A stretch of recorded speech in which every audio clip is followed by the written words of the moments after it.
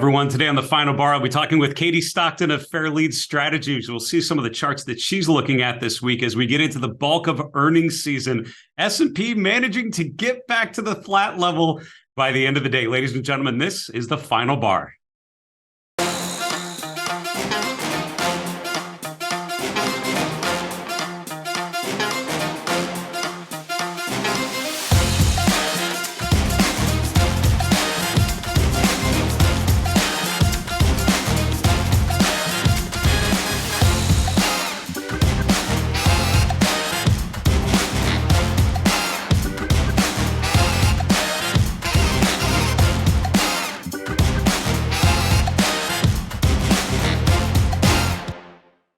Hello, everyone. Welcome to the Final Bar. I'm your host, Dave Keller. I'm the Chief Market Strategist here at StockCharts.com in a cloudy Redmond, Washington. Thanks for joining us every weekday after the close as we break down the activity in the markets using the best practices of technical analysis, the technical toolkit, which I've spent a while trying to master and continue to improve my use of, is focused on investor psychology, I would argue. It's built on the behavior of investors. When I learned there was a toolkit to help you understand and quantify what investors were thinking and how they were acting on their emotional state with buy and sell orders, I was completely hooked. And by analyzing price and breadth and sentiment, trend, momentum, all those tools we talk about, we should be able to understand or at least start to appreciate the underlying emotional state and how that's reflected in the price of assets. As John Murphy, a legendary technical analyst and certainly the emeritus member of the StockCharts team, has often written, price represents the known information about a stock. So let's analyze it effectively.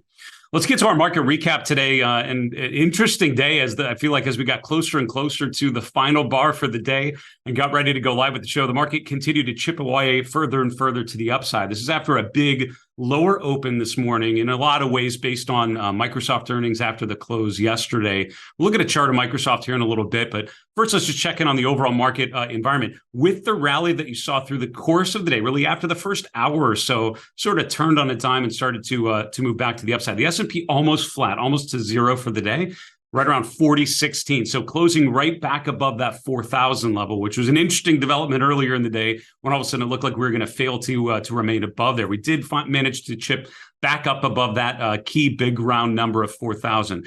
The Dow flat for the day, the NASDAQ a little bit below where we started, but in general, unchanged when all was said and done. Mid caps and small caps noticeably outperformed the S&P, both of those up about 0.25%. And the VIX, which had been back above 20, actually managing to move lower today, finishing the day around 19. Now, earlier in the day, it was up almost to 21. So the market's selling off out of the open with volatility increasing. It sort of changed through the course of the day. Sort of that initial negativity you saw sort of alleviated by the end of the day, right back to where we started yesterday, essentially. Interest rates overall, again, choppy day above and below, but at the end, not a huge movement. 10-year yields around 346. 347, and the dollar index down by about 1/3%. That's using the UUP, which is a bullish dollar ETF. Commodities mixed for the most part, although gold and silver both up today. Gold by about 0.5%. That's the GLD, which got just above 181. Some of the agricultural commodities a little more mixed. And at the end of the day, energy prices essentially up a bit, but flat overall when you look at the energy sector. Cryptocurrencies just continuing to surprise to the upside a little bit, I feel like. And by the end of the day here, you have Bitcoin, as we're going live, nearing 23,000 from below. We talked recently about that surge higher in cryptocurrencies and some of the major ones that we track here on our dashboard, like Bitcoin, Ether, Litecoin, and others, all in the green today. And again, the question is, do you have a sustainable move? The way you determine or define a sustainable move is, are you breaking above resistance and staying there? I don't know. When I'm looking at the chart of Bitcoin, you're potentially starting to see that. I know talking with Katie Stockton ahead of time, we might be able to get into cryptos a little bit when we come back with Katie after the break. Let's look at a chart of the S&P 500 and just get a sense of where we're at. So what's interesting is 2 days ago, right on Monday, we finally closed above this red line. I joked with some of my guests like Jeff Hirsch a couple of weeks ago and others. This line is becoming more and more thicker. I'm making it thicker and more bold and a brighter color as time goes on because we keep testing this trend line. And on Monday, we finally closed above that trend line for the first time since it was drawn, right? For the first time over time, first close above there. The next 2 days, We've closed lower every day from the previous day's close, but we continue to close above that trend line. So while I would love to give a sort of sound the all clear siren that we are so obviously above resistance that it would be silly to ignore it, the market keeps preventing me from being able to say that because we keep closing a little bit lower. So what I'm looking for is a follow-through day, right? Some sign that buyers are not just exhausted when we get above 4,000, but we're seeing additional influx of demand. I've not seen that yet on the chart. Also, if you look at the RSI for the S&P 500, it's stalled out right below 60. And in general, that range of the RSI tends to fluctuate, as we've talked about many times, right? In bullish phases, the entire range tends to bubble up. In a down phase, the entire range of the RSI tends to go down. So in a bearish phase, you actually see the RSI stall out around 60. What's interesting is at the December low, the RSI stalled out around 40. So we're really in sort of that neutral kind of sideways portion where there's no real clear momentum shift, I would argue, from bullish or bearish phase. And that idea of phases for the RSI was based on the work of Andrew Cardwell, who passed away unfortunately last year, and Connie Brown, who one of her books for the CMT exam certainly helped me think about and rethink about how I used oscillators like that. So long story short, we've had an impressive break above resistance. We've not had that follow through, which is why you don't hear my euphoric, here it is, we're long and strong going higher. I don't know if I can say that yet based on the lack of necessary follow through to the upside just yet. Continuing on here, we've got some sectors to talk about, and then we'll talk a little bit about some of the stocks reporting earnings here in the last 24 hours. The financial sector at the top of the list today, which has not happened too often recently, but you see the XLF here was up about 0.75%, consumer discretionary up 0.5%, followed by communication services. On the downside, you have a couple sectors that are down. Utilities, the worst performer, down about 1.33%, 0.5% lower for industrials, technology down about 0.25%. Let's focus on some of the names moving, and a lot of these are related to earnings.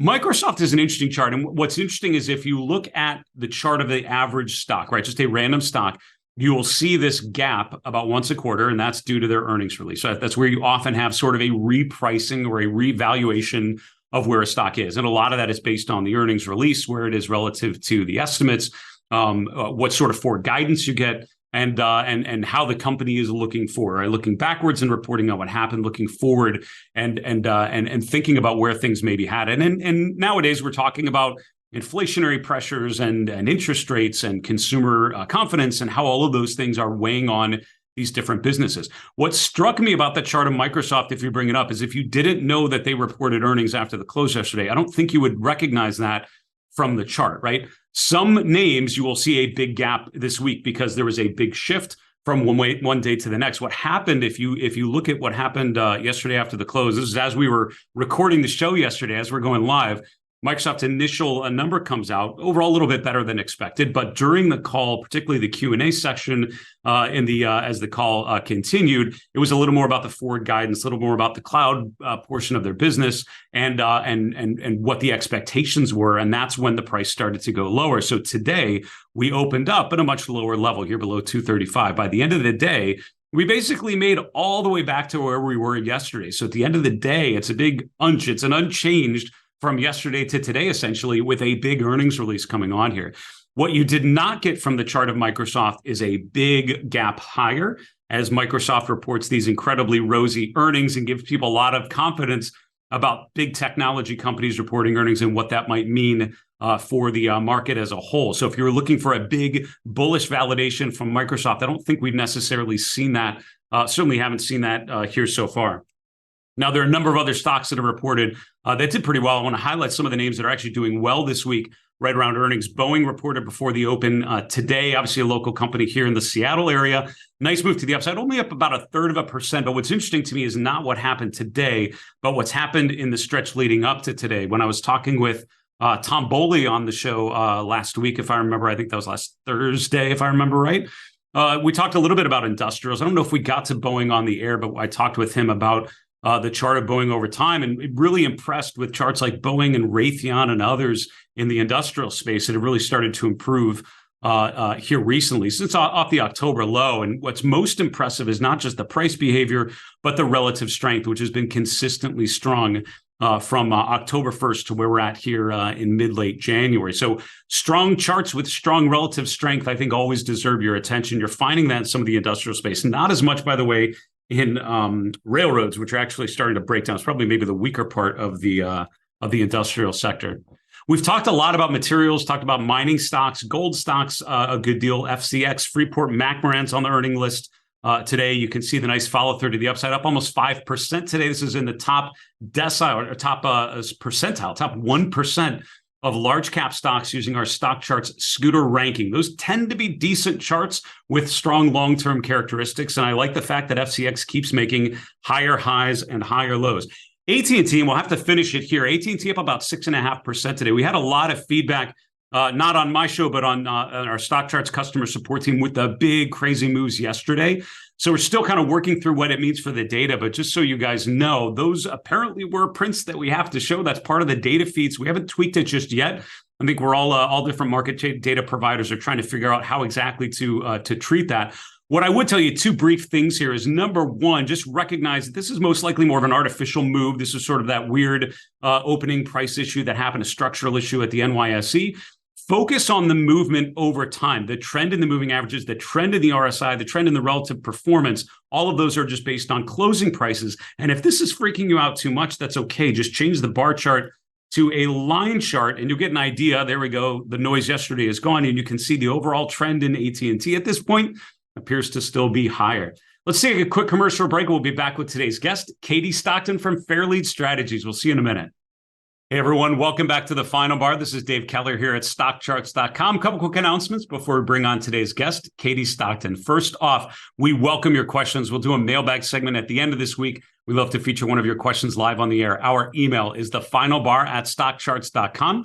We're on Twitter at FinalBarSCTV, and we're on YouTube. Put a comment below the video you're watching on our StockCharts YouTube channel. We'll hope to answer one of your questions live on the air on Friday's show.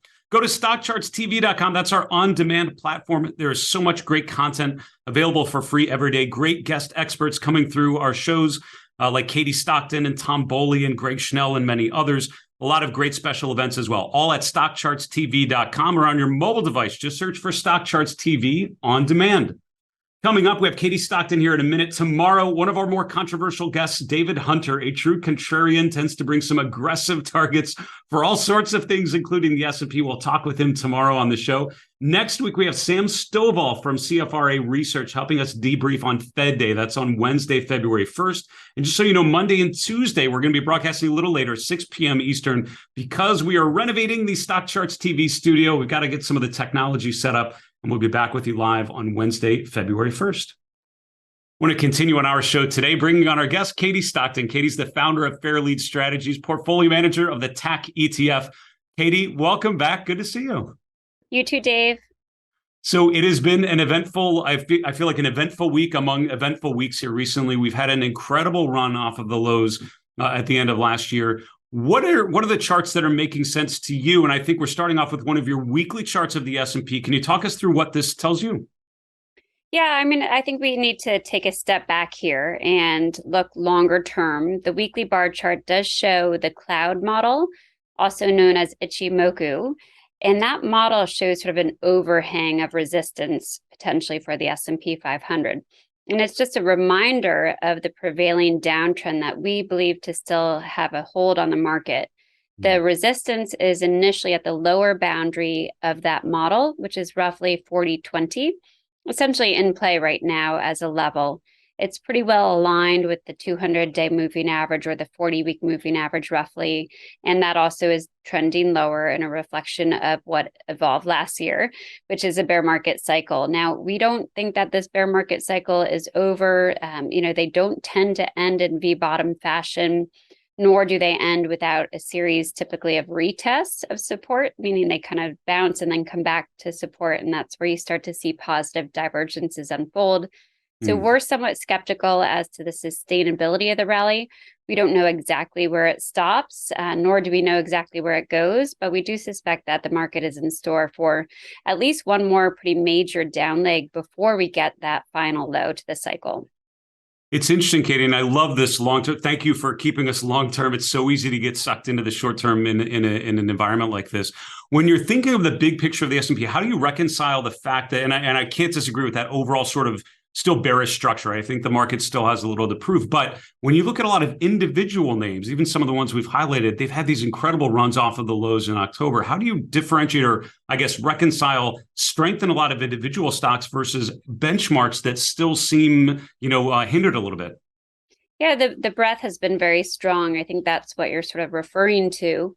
And breadth means market participation. So that's instilled some confidence in this relief rally.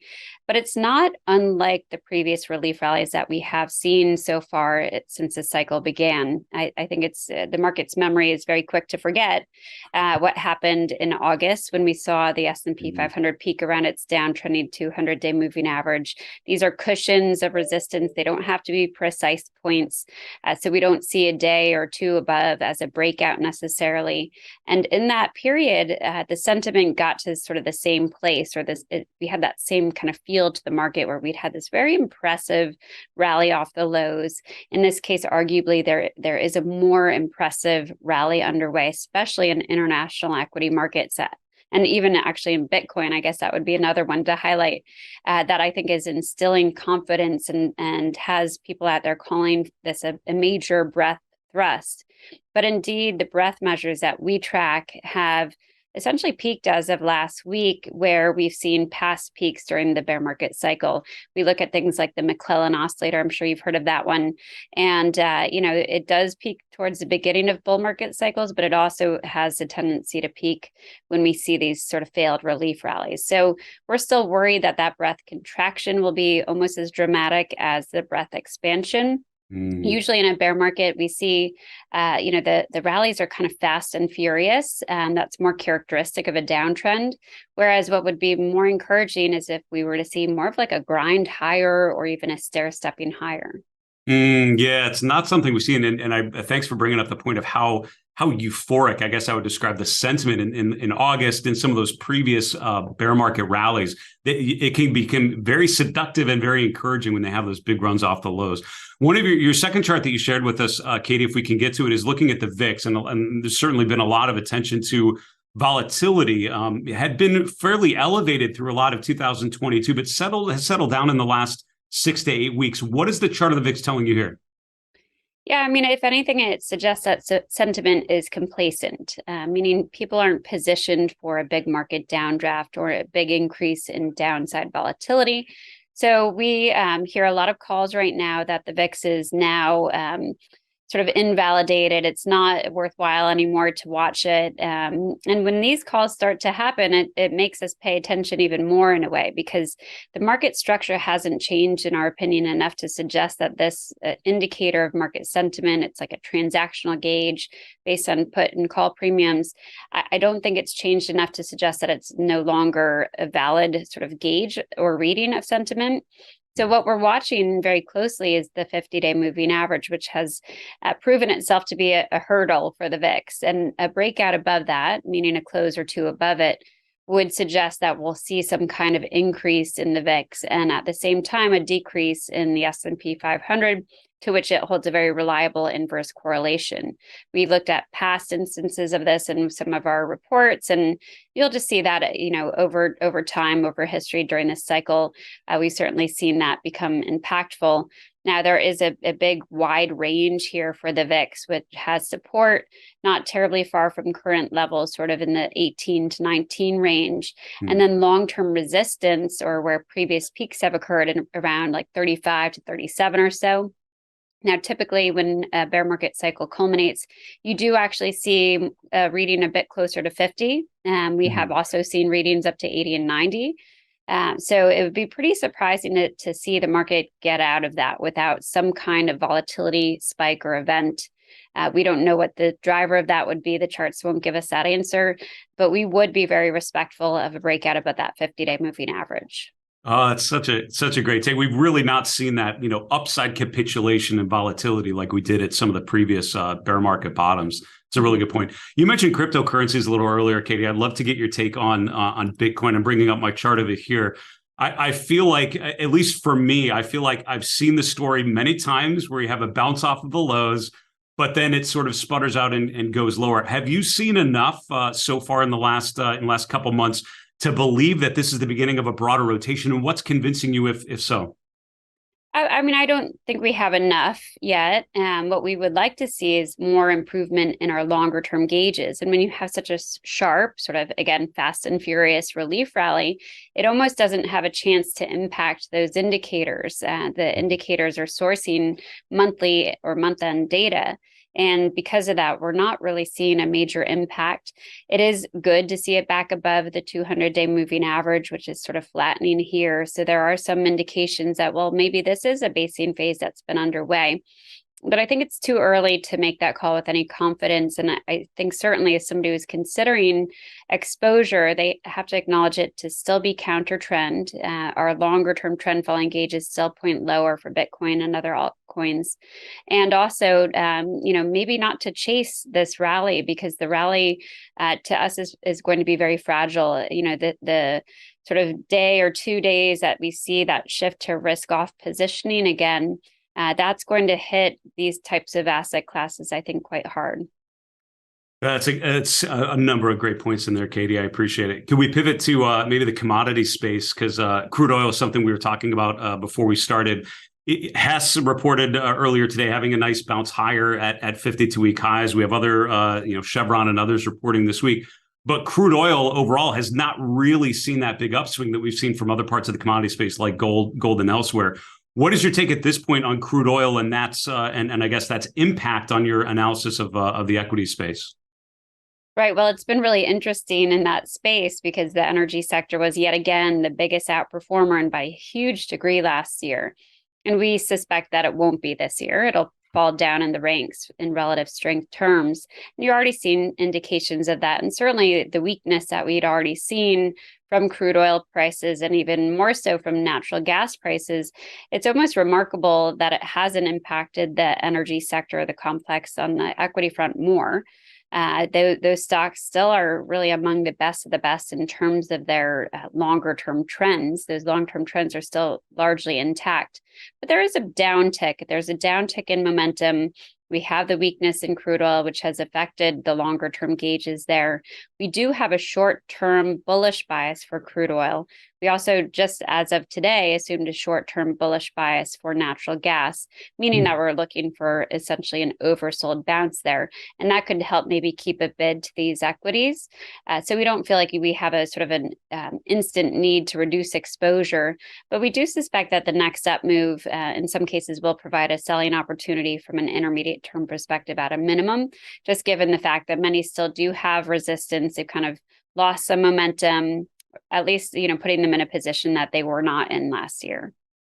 Katie, just to finish up here, this has been fantastic, and congrats again on the release of the TAC ETF last year. It's fantastic. I know you guys rang the bell last year, which was really, really fun to see. Congrats on that. When you think about how you're positioned in a period of uncertainty with a lot of question marks still, where are you leaning, or where are you finding opportunities within the equity space? Yeah, I mean, going back to kind of that longer term view, we are more risk off in our positioning in the TAC ETF. It is a sector ETF. The title is Fairlead Tactical Sector ETF. And the design is to leverage sector momentum when the sectors have momentum. But right now it's holding only the energy sector. And that's because it's really the only one that has positive long-term momentum by our measures. So the rest of the portfolio is divided between short-term treasuries, long-term treasuries, and gold exposure. And we're pretty comfortable with that because we don't think the equity market is out of the woods yet. We certainly don't have long-term turnarounds underway in our indicators from a bottom-up perspective or looking at the individual sectors. So we want to see more of that. More sustained breadth improvement, if you will, before we can get confidently sort of back to that full sector exposure. Katie, it's awesome to see you. Thanks so much for coming back on the show. Wish you the best here in 2023. Hope to see you soon in New York, and we'll talk to you again soon, all right? Sounds good, Dave. Thank you. That's Katie Stockton. Katie's the founder of Fairlead Strategies based in Connecticut, and also the portfolio manager of the TAC ETF. Tactical sector rotation. It's very interesting to me that a tactical ETF focused on one sector at the moment. But what I love about Katie's process, having followed it and known it pretty well here for quite some time, it's based on the evidence, right? And when you go where the momentum is. What a great lesson in focusing not just on what could work or should work, but what the charts are actually telling you and focusing on where the opportunities might be.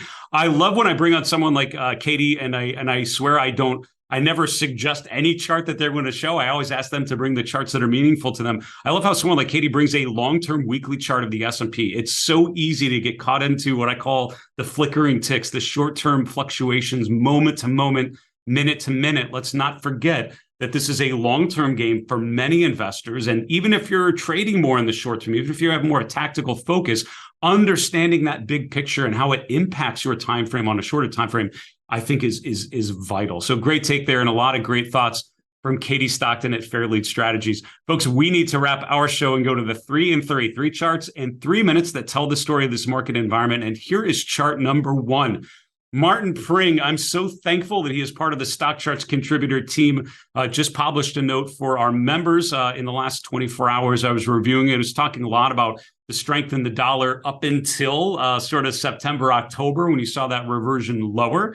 And we've seen a weaker dollar, and that has opened the way. Katie Stockton even mentioned about the strength in Europe, strength in non-U.S. markets. I've talked with a number of my guests, Willie Delwiche, we just talked about international stocks and the breadth of outperformance in a lot of those local indexes.